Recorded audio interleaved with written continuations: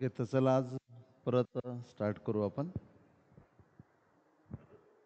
तर कालपर्यंत काय पाहिलं होतं आपण? कोणकोणते पॉईंट आपण कालपर्यंत स्टडी केलेत?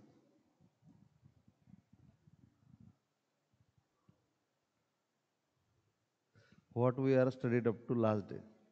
ओके. कोण कोण कोणाला सांगता येईल? काय काय सांगितलं होतं जस्ट फक्त आठवा तुम्ही. अगदी सुरुवातीला काय सांगितलं, कारण त्या गोष्टी जरी लहान असल्या तरी खूप महत्त्वाच्या आहेत, बरोबर आहे.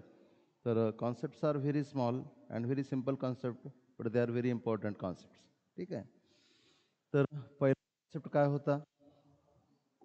येस, डिस्टन्स होता. डिस्प्लेसमेंट नव्हतं घेतलं आपण पहिल्यांदा. पहिला कॉन्सेप्ट काय होता? डिस्टन्स. आता एक लक्षात घ्यायचं, डिस्टन्स म्हटलं की तुम्ही काय करायचं, कुठलाही पार्टिकलचा पाथ असेल तर या पाथची काय मोजायची? Length of the path. Path length, बरोबर आहे. लेंथ ऑफ पाथ, बरोबर आहे. Length of path is nothing but distance. हे काय झालं?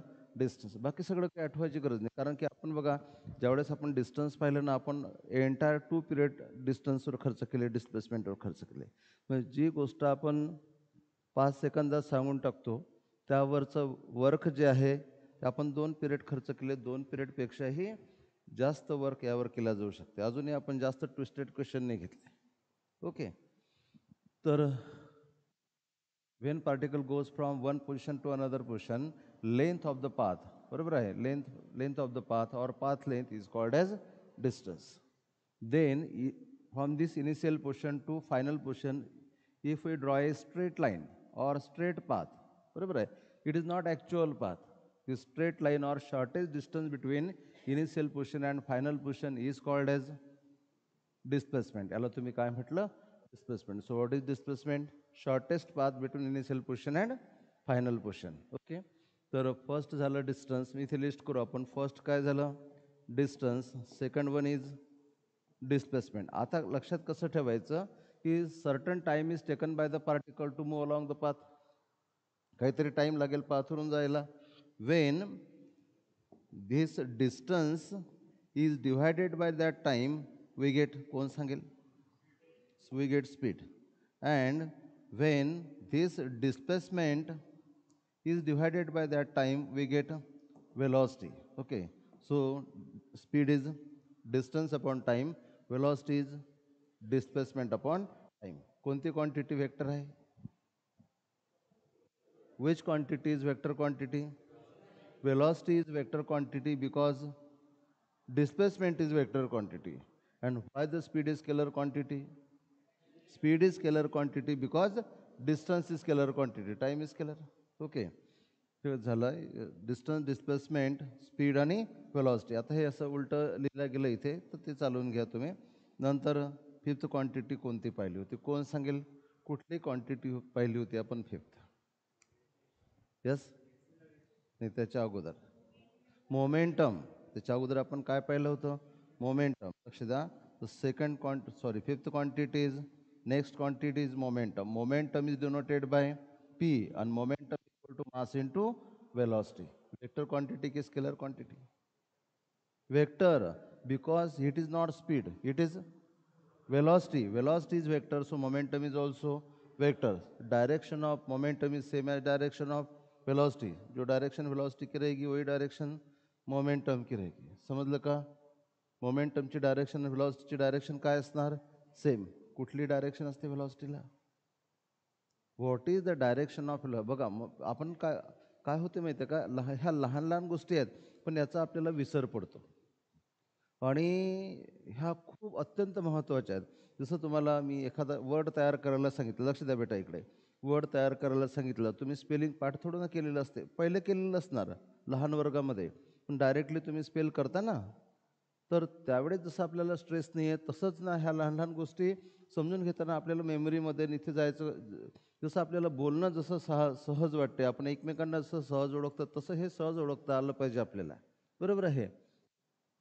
तर मी विचारलं तुम्हाला डायरेक्शन, तर काय सांगणार? डायरेक्शन काय असते? टँजन्शियल. म्हणजे बघा, लक्ष द्या, डायरेक्शन कोणाकोणाची डायरेक्शन, वेलॉसिटी असो, मोमेंटम असो, यांची डायरेक्शन सेम असते, दॅट इज टँजन्शियल. आता बघा, इथे काय होऊ शकते, काही जणांना असं वाटेल की वर्ड टँजन्शियल लक्षात ठेवायचं, तसं नाही. बरोबर आहे.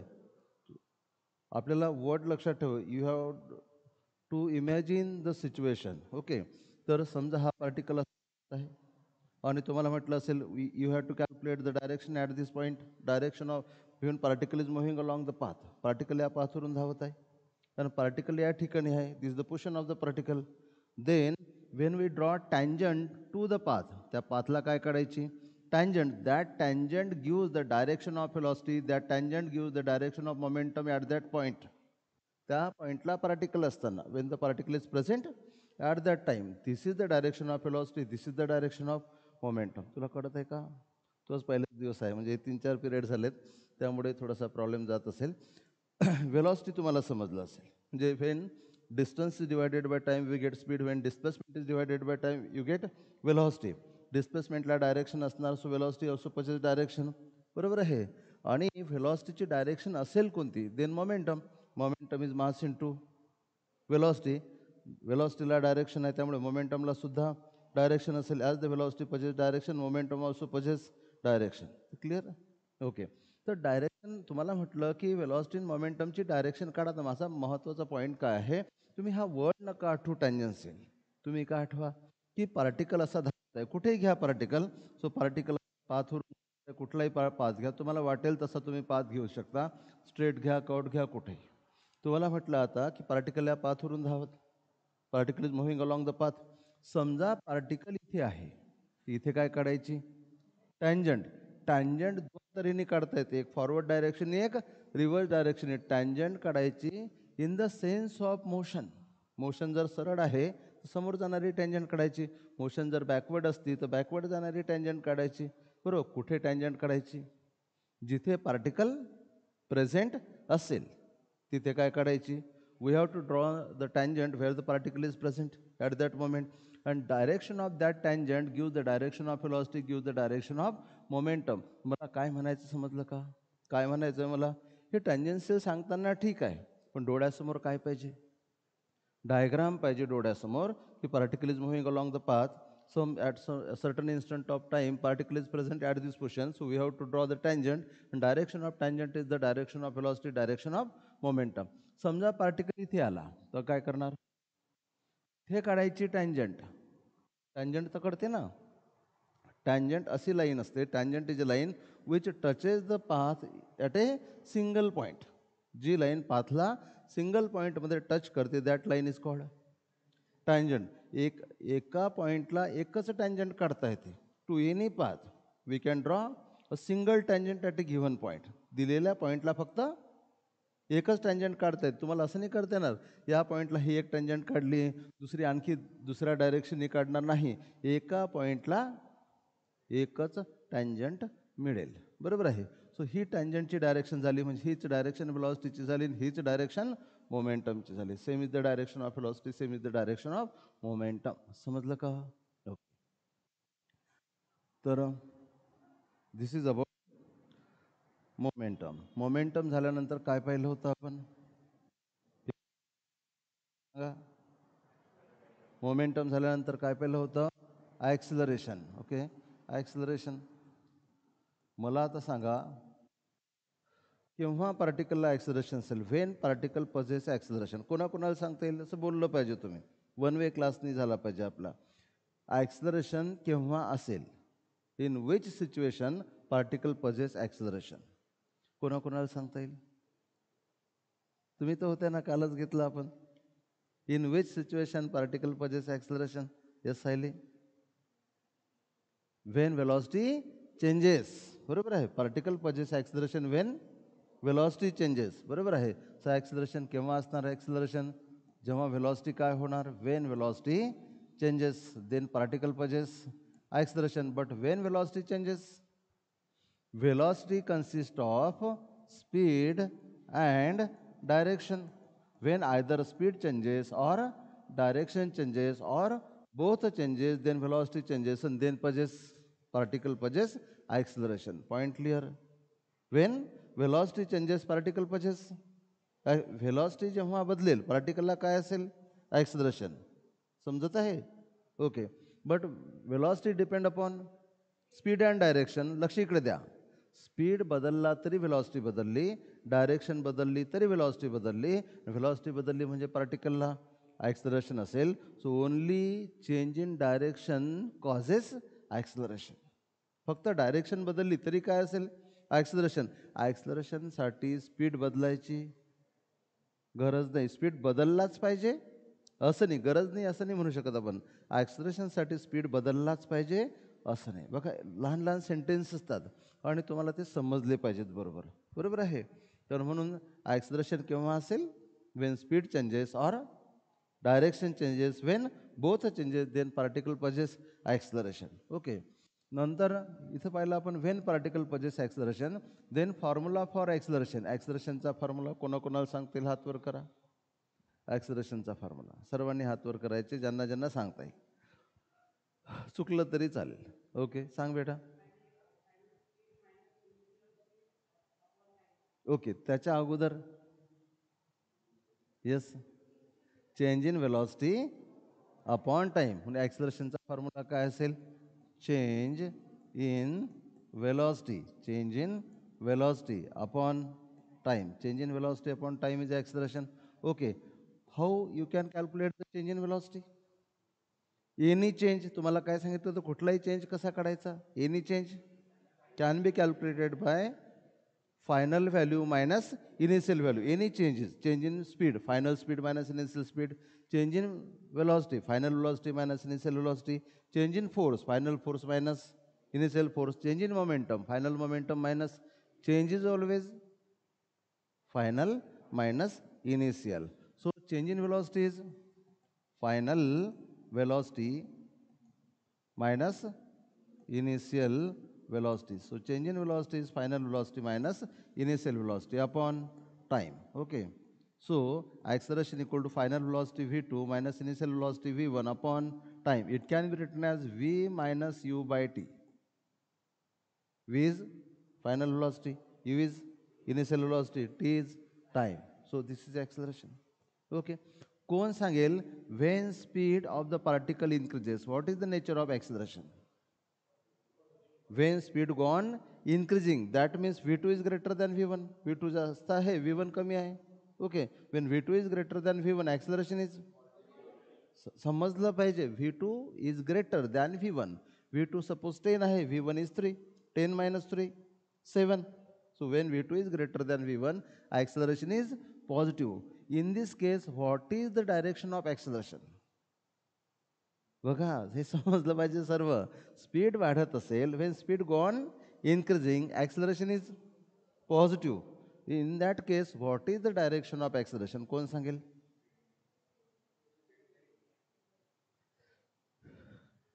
नाही रे, स्ट्रेट तर असेलच, because they are टँजन्सी.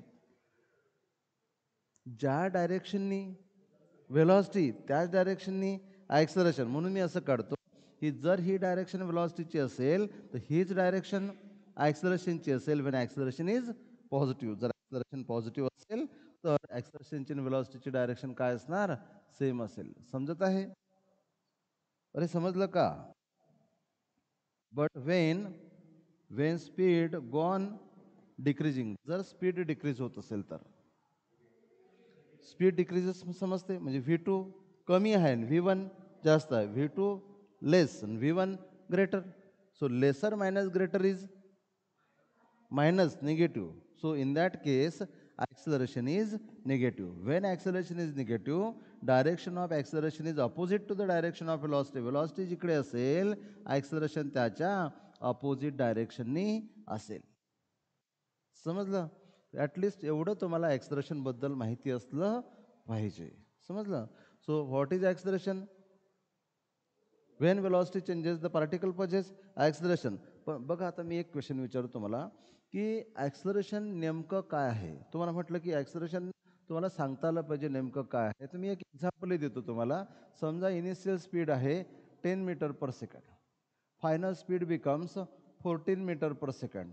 And time taken by the particle to increase the speed is say 2 seconds. Then what is acceleration?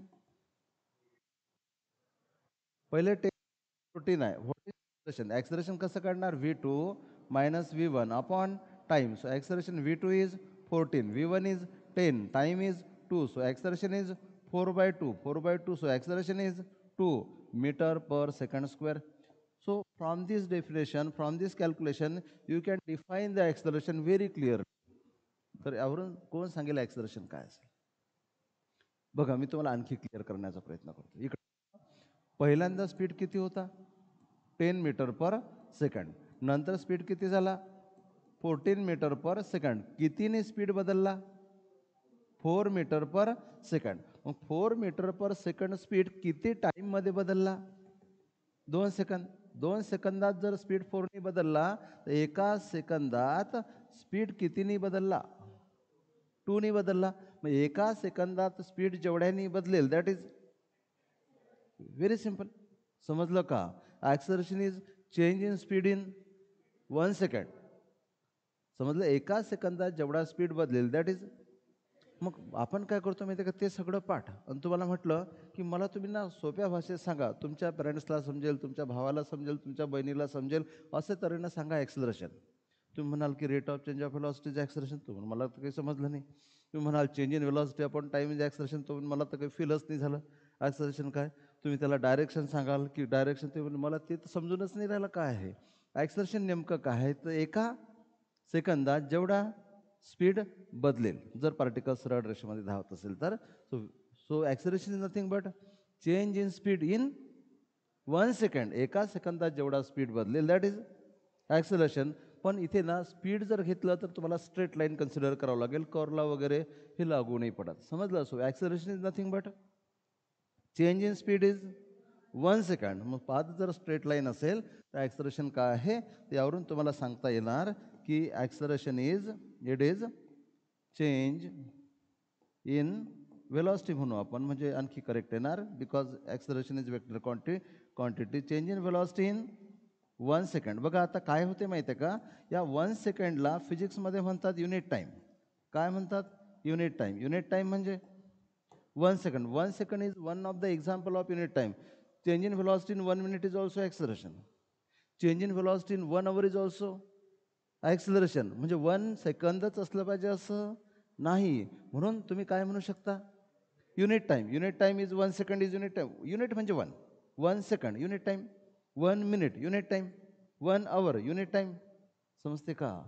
म्हणून इथे जे आपण युनिट टाईम, हे युनिट टाईम तुम्हाला काय येतील? 1 second is unit time. 1 minute is unit time. 1 our is unit time. 1 day is unit time. 1 year is unit time. समोर काय आला पाहिजे? 1. कळलं का? पण SI युनिटमध्ये आपण जनरली काय वापरतो? 1 सेकंड आपण जास्त वापरतो. 1 मिनिटही वापरत नाही, 1 आवरही वापरत नाही. म्हणून जर का तुम्हाला इकडे पहा, जर का तुम्हाला एखादी स्टोरी सांगितली त्यामध्ये तुम्हाला सांगितलं एका सेकंदात, एका मिनिटात व्हेलॉसिटी एवढ्याने बदलली, मग त्यांनी काय सांगितलं?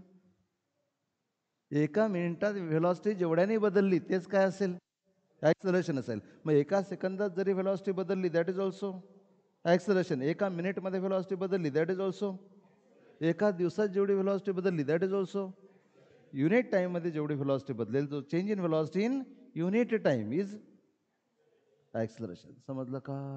नाही तर मग एका सेकंदात बदलली तर ॲक्सलरेशन. लगेच दुसरा क्वेश्चन विचार. समजा तुम्ही इंटरव्ह्यूला गेले एखाद्या, बरोबर, त्यांनी म्हटलं की ॲक्सलरेशन सांगा. तुम्ही म्हणाल change in velocity in unit time, बरोबर. Change in velocity in 1 second is acceleration. त्यांनी म्हटलं चेंज इन व्हेलॉसिटी एका मिनिटात बदलली काय असेल? मला हे तर काही माहीतच नाही आम्हाला. तर 1 सेकंद असो, 1 मिनिट असो, 1 डे असो, 1 वीक असो, 1 वर्ष असो, समजा एखादा ऑब्जेक्ट खूप वेगाने धावत आहे, लाईट इयरमध्ये आपण मोजतो ना बऱ्याचदा डिस्टन्स, तर युनिट टाईममध्ये जेवढी व्हेलॉसिटी बदलेल दॅट इज ॲक्सलरेशन. पण जर का ॲक्सलरेशन असेल तर ॲक्सलरेशनचं युनिट काय असणार? ॲक्सलरेशनचं युनिट काय असणार? युनिट काय असणार? Metre per second square. पण हे एकच युनिट आहे का? इथे मीटरच्या जागी डिस्टन्सचं कोणतं any unit of distance in place of metre. It may be centimetre, it may be kilometre, it may be 8 year, it may be parsec. वरतं कोणाचं युनिट घ्यायचं? वरतं कोणाचं युनिट घ्यायचं? या युनिटचं नेचर सांगा. वरतं कोणाचं युनिट घ्यायचं? डिस्टन्सचं युनिट लिहायचं. आणि खाली कशाचं युनिट लिहायचं? टाईमचं युनिट लिहायचं आणि त्याचा स्क्वेअर करायचा. So unit of distance upon square of unit of any time. इथे मंथ घेतला आणि त्याचा स्क्वेअर केला तरी नो प्रॉब्लेम. इथे इयर घेतला आणि त्याचा स्क्वेअर केला तरी नो प्रॉब्लेम. तुम्ही सेकंद घ्या, मिनिट घ्या, आवर घ्या.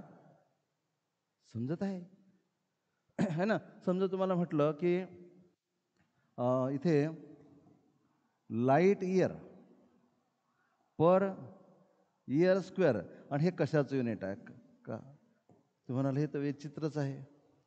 वरत आहे लाईट इयर, खाली आहे इयरचा स्क्वेअर आणि विचारून राहिले कशाचं युनिट आहे. मला सांगा, वरतं लाईट इयर कशाचं युनिट आहे, डिस्टन्सचं.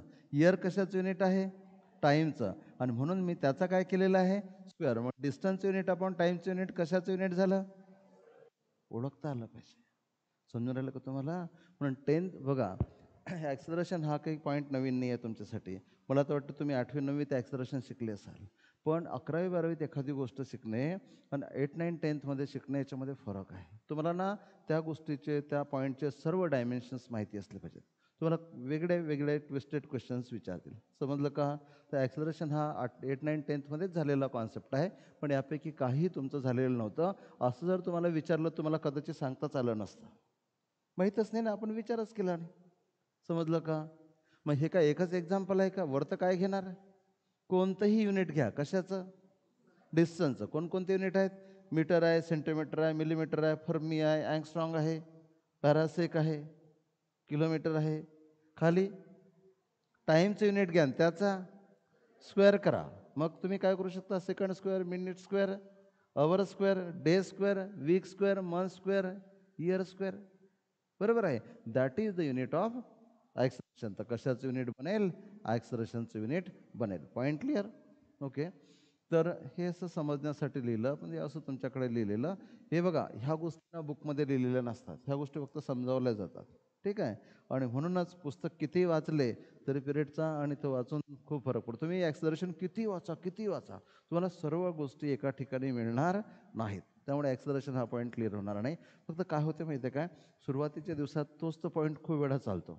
आणि मला वाटतं ती गोष्ट चांगली आहे. बघा ना, काल आपण शिकलो पहिल्या दिवशी जर तुम्हाला हे सगळं सांगितलं असतं ना, तर थोडं वरून वरून जायला लागते. त्यापेक्षा थोडं थोडं करून घेतलेलं काही हरकत नाही. समजलं. तर काय स्टडी केलं आपण, ॲक्सलरेशन. काय होतं ॲक्सलरेशन, पहिले काय लिहिलं आपण, ॲक्सलरेशन इज, त्याच्या अगोदरच्या स्लाईडवर आहे. तर काय लिहिलं होतं आपण, acceleration is when body possesses acceleration, when velocity changes, when velocity changes, when either speed changes or direction changes or both changes, then velocity changes and there will be acceleration. What is the formula for acceleration, change in velocity upon time. How the change in velocity is calculated, final velocity minus initial velocity is the change in velocity upon time. Final velocity is denoted by v2, initial velocity is denoted by v1 upon time. v2 may be denoted by v. When v2 is v, v1 is u. So u is initial velocity, v is final velocity upon time. When speed go on increasing, then acceleration is positive. When speed go on decreasing, then acceleration is negative. When acceleration is positive, direction of acceleration is same as the direction of velocity. But when acceleration is negative, direction of acceleration is opposite to the direction of velocity. Velocity तर आहे, पण जिकडे velocity असेल, speed जर कमी होत असेल तर ॲक्सलरेशन त्याच्या अपोजिट असेल. Point clear. ओके. नंतर काय सांगितलं तुम्हाला इथे, ॲक्सलरेशन म्हणजे नेमकं काय, ॲक्सलरेशन म्हणजे नेमकं काय, change in velocity in 1 second. पण 1 सेकंड आपण जबरदस्ती लिहिलं, ॲक्च्युली काय लिहायला पाहिजे, युनिट टाईम. युनिट टाईमचं बेस्ट एक्झाम्पल आहे 1 सेकंड. एका सेकंदात जेवढी वेलॉसिटी बदलेल, दॅट इज, एका सेकंदात जेवढी वेलॉसिटी बदलेल, दॅट इज ॲक्सलरेशन. बरोबर आहे. युनिट काय असणार, वरतं कोणाचं युनिट लिहायचं, डिस्टन्सचं, खाली कोणाचं युनिट लिहायचं, टाईमचं, त्याचा करायचा स्क्वेअर. तर कोणाचं युनिट मिळेल, ॲक्सलरेशनचं युनिट मिळेल. हे झालं युनिटचं acceleration, distance upon time square. Okay. फक्त हे युनिटसाठी लिहिलं मी. मला तर वाटतं हे असं लिहिणं काही बरोबर नाही आहे स्लाईडवर, पण असू द्या, मी राहू देतो सध्या हे याला इथे असंच. ठीक आहे.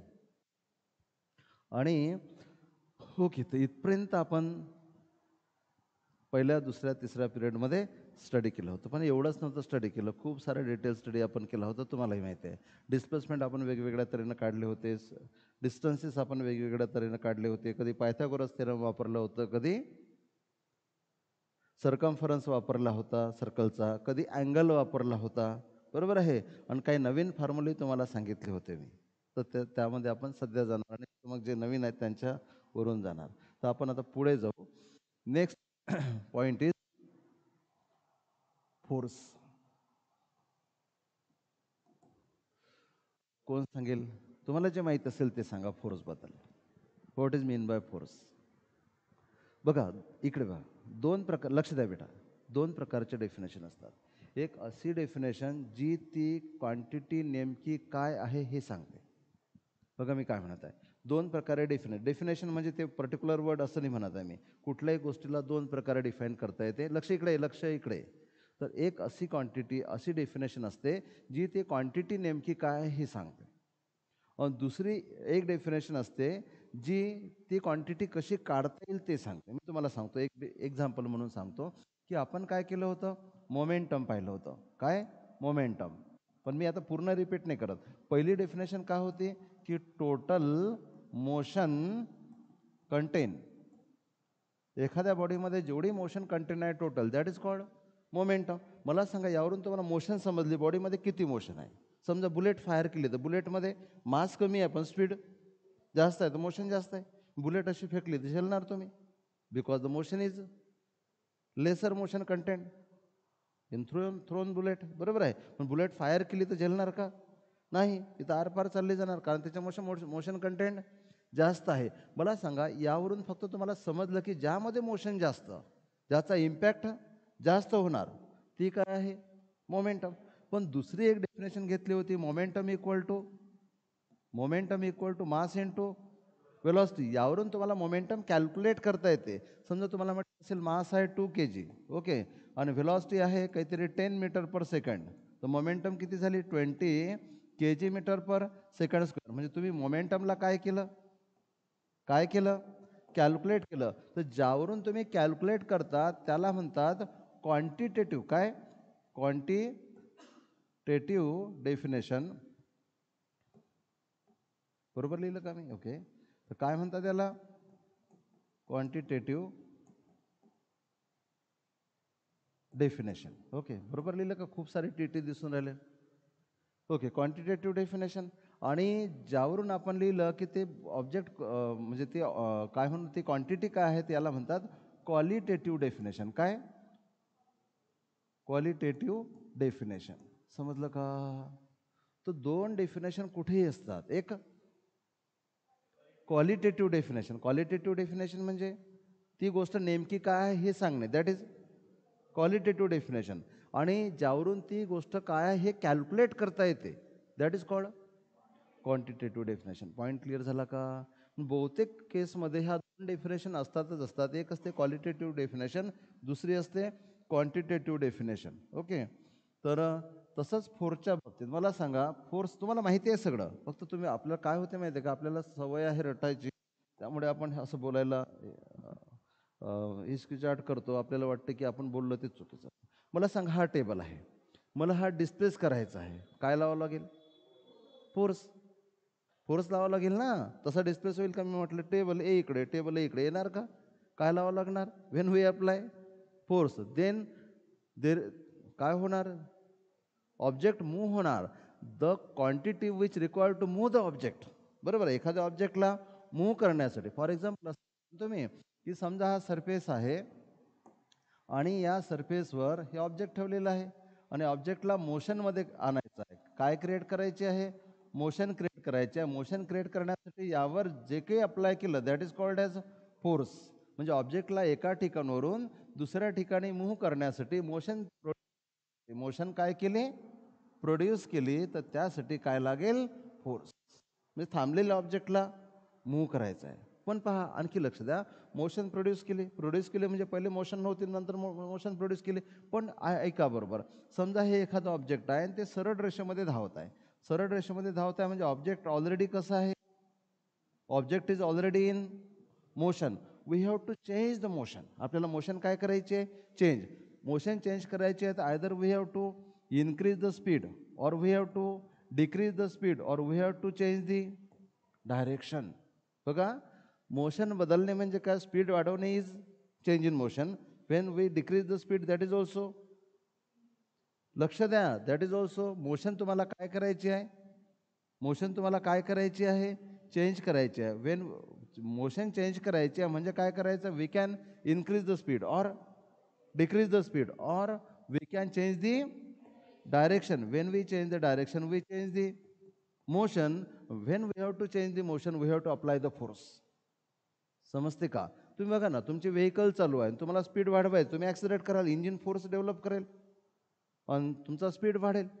तुम्हाला ना स्पीड कमी करायचं, तुम्ही ब्रेक लावाल, ब्रेक काय डेव्हलप करेल, फोर्स डेव्हलप करेल आणि तुमचा स्पीड कमी होणार. तुम्हाला टर्न करायचं आहे, टर्न करायचं आहे ना, तर तुम्हाला सांगितलं आहे की प्रत्येक टर्निंगला व्हेलॉसिटी काय होते, चेंज होते. व्हेलॉसिटी चेंज होते म्हणजे प्रत्येक टर्निंगला काय असते, ॲक्सलरेशन. ॲक्सलरेशन असेल तर फोर्स इक्वल टू काय असते, मास इंटू ॲक्सलरेशन. ॲक्सलरेशन आहे म्हणजे काय आहे, फोर्स आहे. याचा अर्थ मोशन चेंज करताना, सॉरी डायरेक्शन चेंज करताना काय लागला, फोर्स लागला.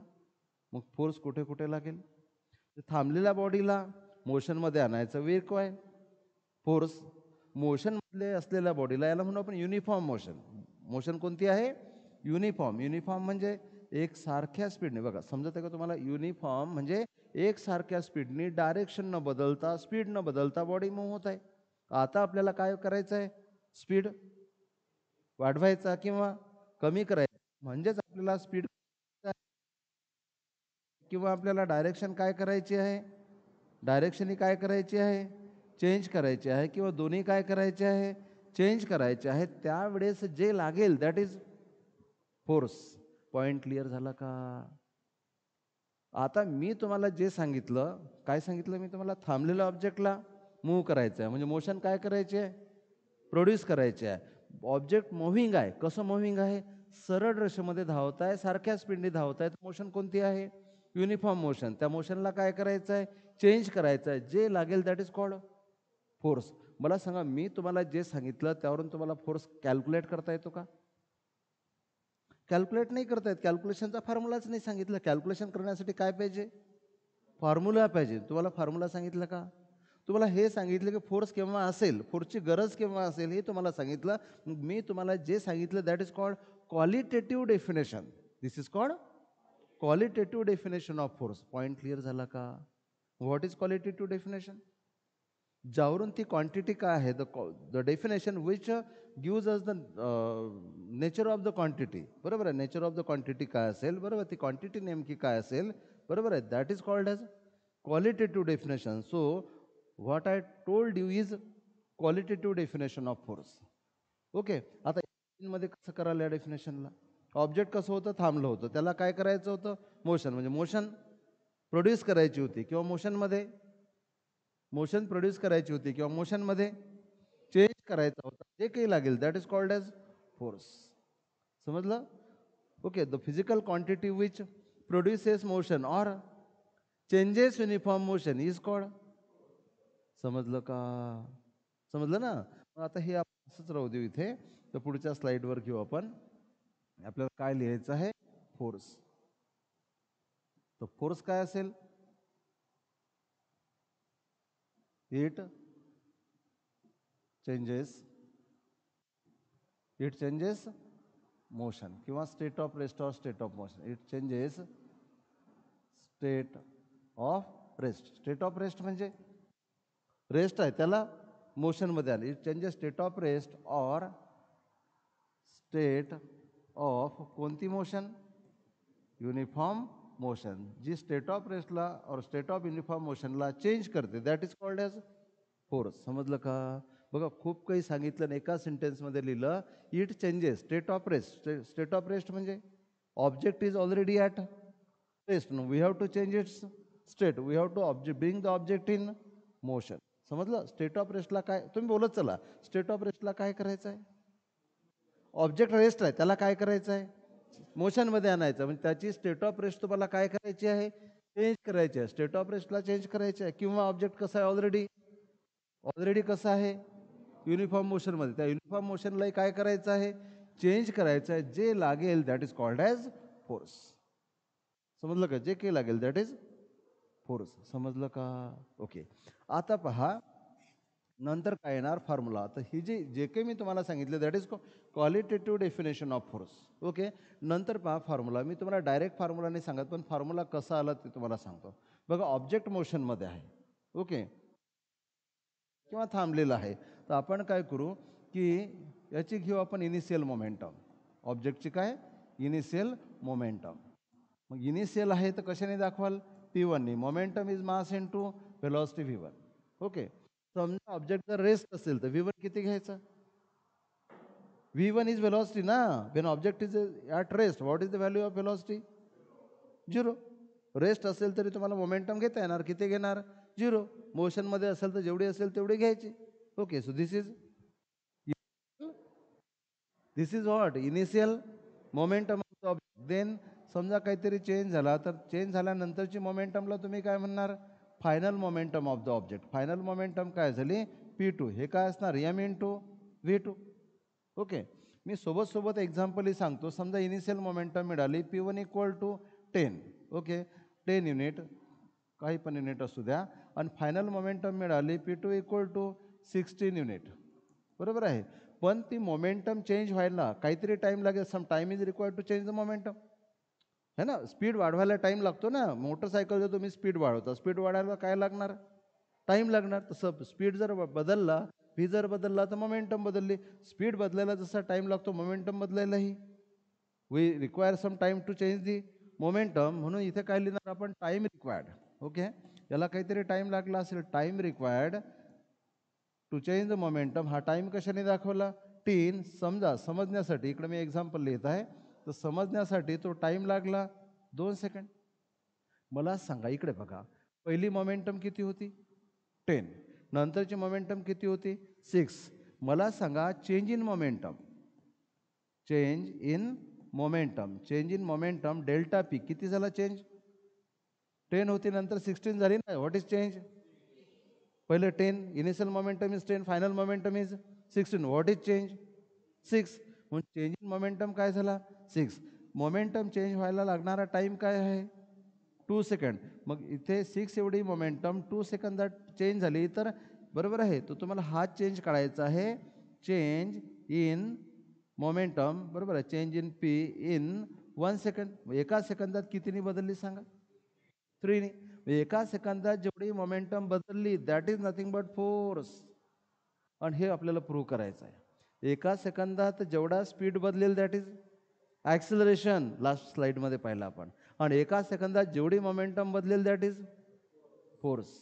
पण हे काढलं कसं सांगा चेंज इन मोमेंटम कशी काढली फायनल मोमेंटममधून इनिशियल मोमेंटम.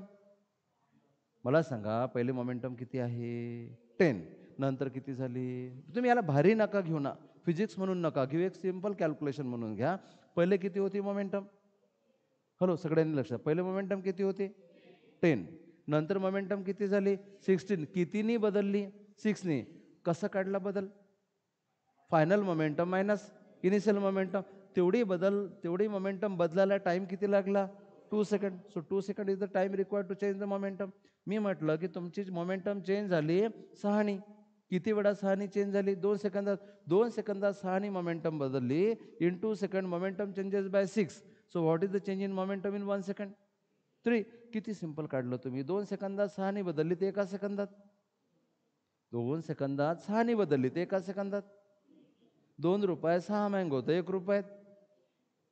2 रुपये 6 मँगो 1 रुपये 3 मँगो. एवढंच हे सोपं आहे. 2 सेकंदात 6नी बदलली ते एका सेकंदात 3नी बदलली. पण तुम्ही 3 काढताना नेमकं काय केलं चेंज इन मोमेंटमला या टाईमनी डिव्हाइड केलं. मी तेच सांगितलं की change in momentum is 1 second is nothing but force. मग बघा इकडे म्हणून फोर्स काढताना काय करायचं चेंज इन मोमेंटमचं. म्हणून फोर्स काय असणार change in momentum. Change in momentum in change in momentum in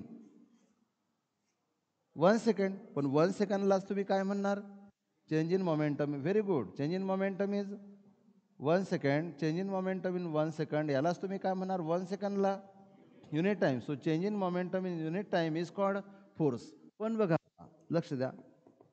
पण हे change in momentum in 1 second कसं काढलं तुम्ही वरते काय लिहिलं चेंज इन मोमेंटम. वरतं लिहिलं तुम्ही चेंज इन मोमेंटम आणि खाली काय लिहिलं? Time. Okay, change in momentum पण टाईम. पण चेंज इन मोमेंटम तुम्ही कशी काढणार? Final momentum, okay, minus initial momentum, खाली काय लिहिणार? टाईम. एवढं समजलं का तुम्हाला? नक्की? डेफिनेटली. बघा, फोर्स काय आहे? स्टेटला चेंज करतो. जो state of rest state of मोशनला चेंज करतो तो फोर्स. पण आपल्याला काय डेव्हलप करायचं आहे? फॉर्म्युला. मग ऑब्जेक्टला काय आहे? मोमेंटम. इनिशियल मोमेंटम किती आहे? P1, M1 V1. Final momentum किती आहे? P2. Final momentum is P2 which is M2 V2. Okay. Time किती लागला? T. तुम्हाला काय काढायचं आहे पहिले? Change in momentum in 1 second. पण तुम्ही आत्ताच पाहिलं change in momentum in 1 second कसे काढणार? जेवढी चेंज इन मोमेंटम आहे त्याला टाईमनी डिव्हाइड करणार. मग चेंज इन मोमेंटम कशी काढणार? फायनल मोमेंट मी तुम्हाला आता सांगितलं की every change is final minus initial. So change in momentum कशी काढणार? Final momentum minus initial momentum upon time. Okay. आणि आता हे पण एक्झाम्पल मी काढून टाकतो. आता बघा काय फॉर्म्युलाच तयार झाला. मी याला थोडंसं लहान करतो म्हणजे याच पेजवर फॉर्म्युला तयार झाला पाहिजे.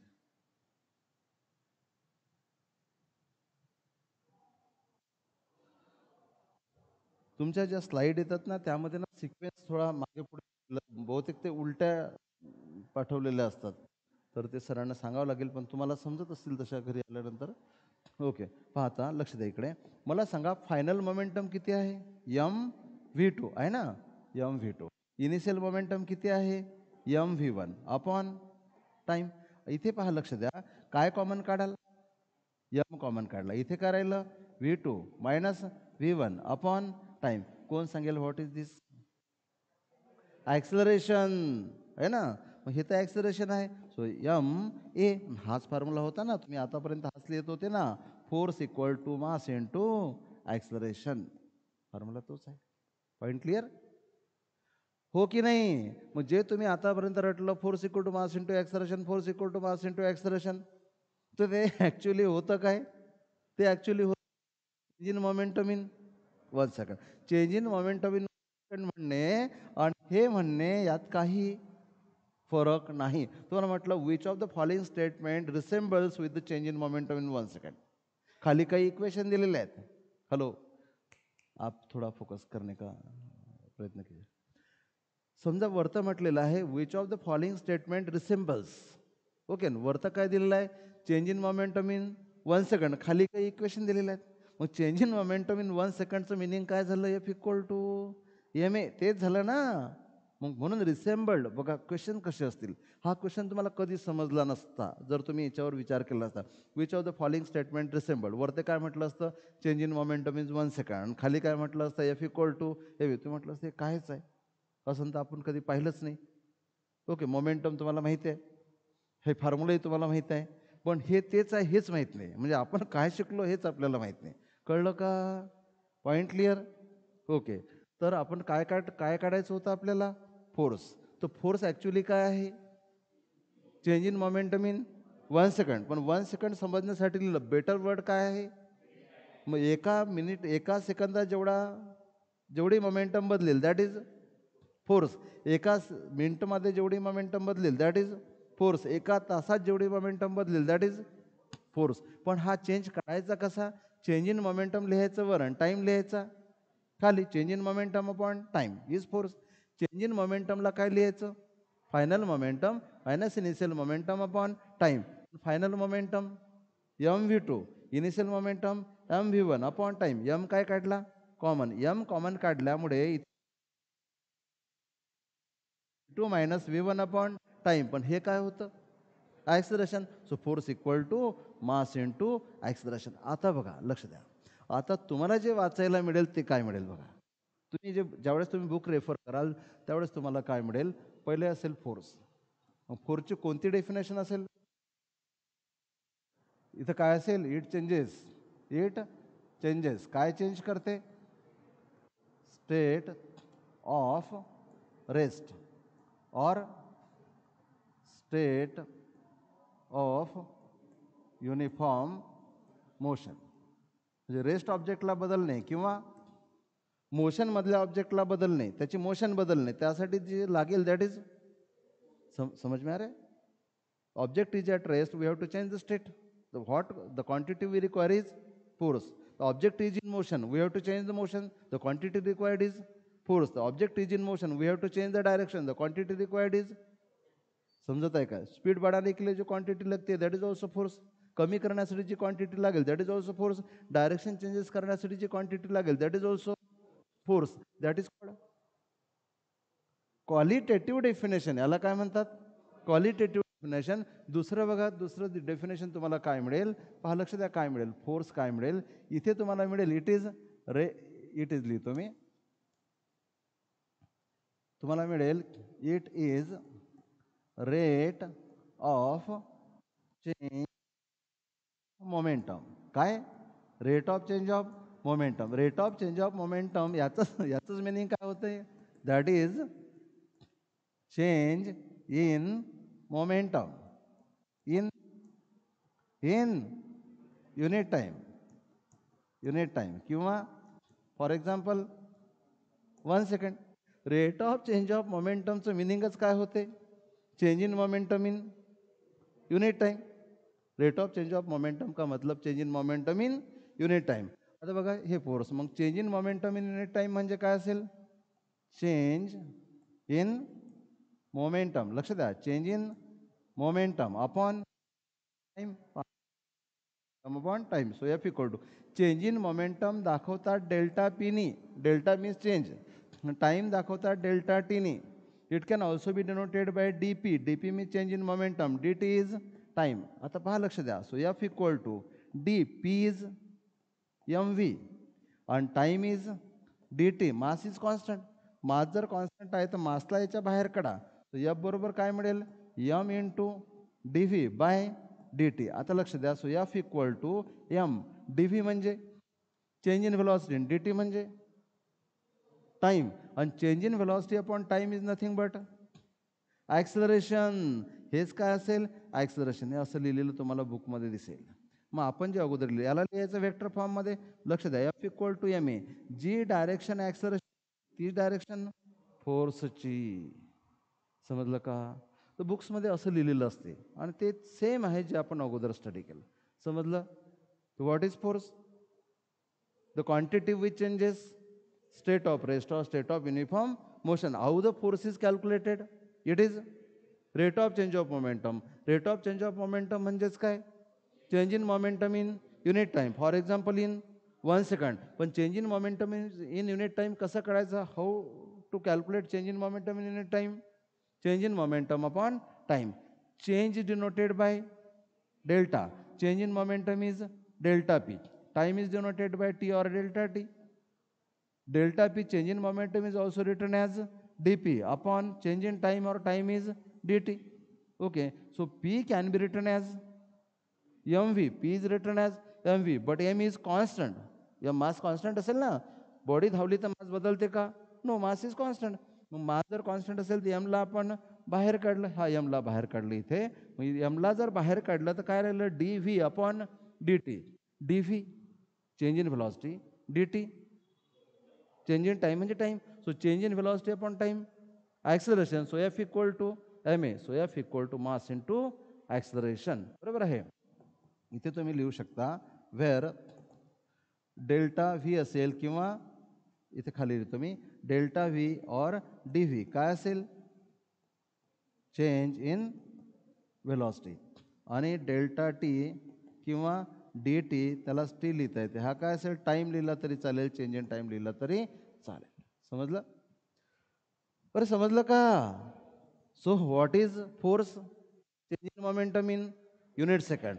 To calculate change in momentum upon time, D P by D T.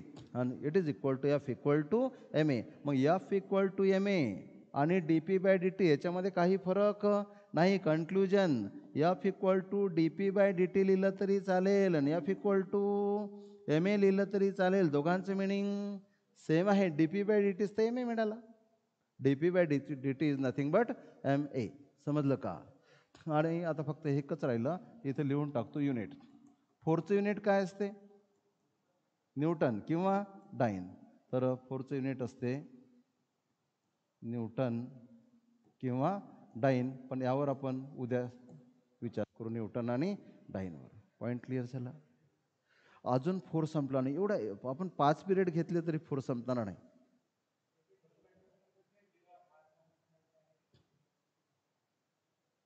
जेव्हा मास नाही, ते परत ना तेच बोललोय की मी की आपण 5ही पिरियड घेतले तरी हा टॉपिक काही संपणार नाही. बरोबर आहे. तर ते आपल्याला आणखी पुढे घ्यायचं. ते रॉकेटच्या बाबतीत होते. रॉकेट ज्यावेळेस वर जाते ना, त्याचं मासही बदलते, त्याच्यामधली बारूद खाली निघून जाते. कळलं ना? तर हे की बदलणार सध्या काही संपणार नाही हा टॉपिक. तर याच्या स्लाईड तुम्हाला आज येऊन जातील, आजचा व्हिडिओ पण येऊन जाईल. ओके, चला, थँक्यू व्हेरी मच. तुमचा खाली पिरियड होईल केमिस्ट्रीचा, बायोलॉजीचा.